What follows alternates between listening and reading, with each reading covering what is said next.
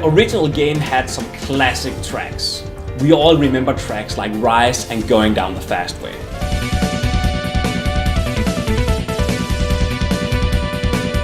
In our game, we decided to re-envision those tracks. So our tracks are more hardcore and metal versions of these numbers. It has something new for newcomers, and it brings back that nostalgia feeling for old school gamers.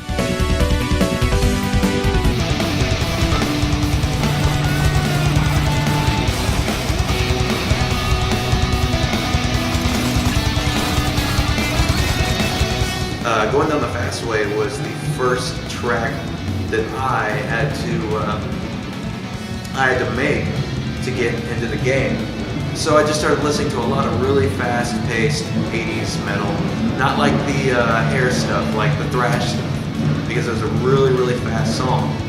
Literally pretty much locked myself in my room for about a good solid 24 hours trying to get this thing cranked out, because I was like, this is my shot, man. I've got other demos that they're doing right now, and I gotta make this good. And I sent it over to them, and the first response that I got was from Fred, which was, wow, this is fucking great, you know? And I was like, oh, okay, cool, sweet. And then I started talking to Terry, and Terry was like, sounds good. Drums need some work. And that's pretty much how we got with that. But he liked the core aspect of it, and we worked from there.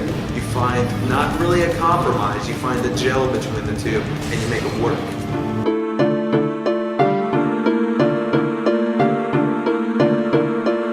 Mistake was it's got to be something that's electronic and something that's, you know, really just sounds dark, but then I want to add some more eeriness on top of a filter that's already dark and has a nice drum beat behind it, kind of thing. And I sent him stuff back and forth, and I mean, it was pretty much one take on it. That's the only song we had, I think, that was one take. He was able to nail it, one take. I mean, that's really hard to do.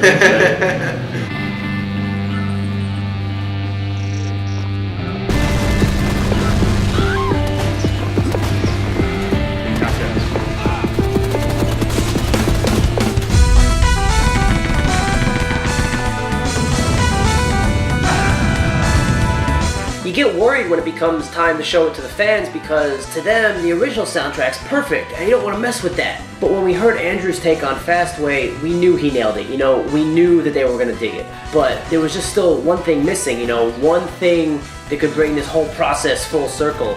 And I'll never forget when Terry called me and he goes, "Hey Dave, Lee Jackson's on board." And we knew from that second that with Lee's help, Andrew was going to be able to take this thing to a whole nother level. Oh my God, it's Lee Jackson. It's something that I dreamed about. Well, you know, him helping you out also and giving you pointers. Totally. That's been a big plus for you, being able to tap on his shoulder anytime that you need a little bit of help. That's a big resource to have.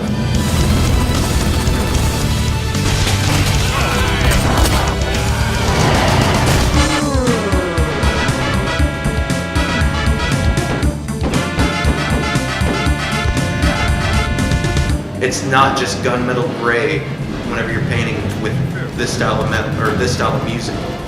It can be anything that you really want it to be.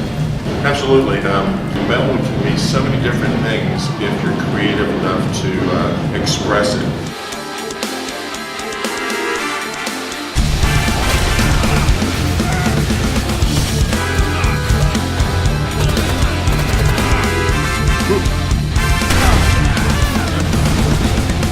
In a nutshell, I mean, it's a lot of work, that's for sure.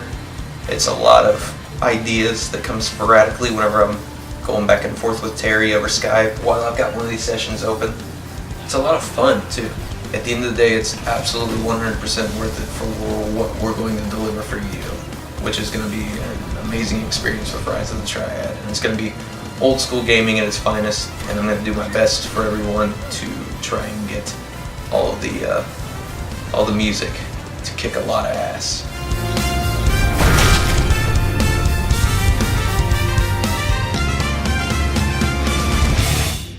Your ass is mine! Oh my God, that's perfect.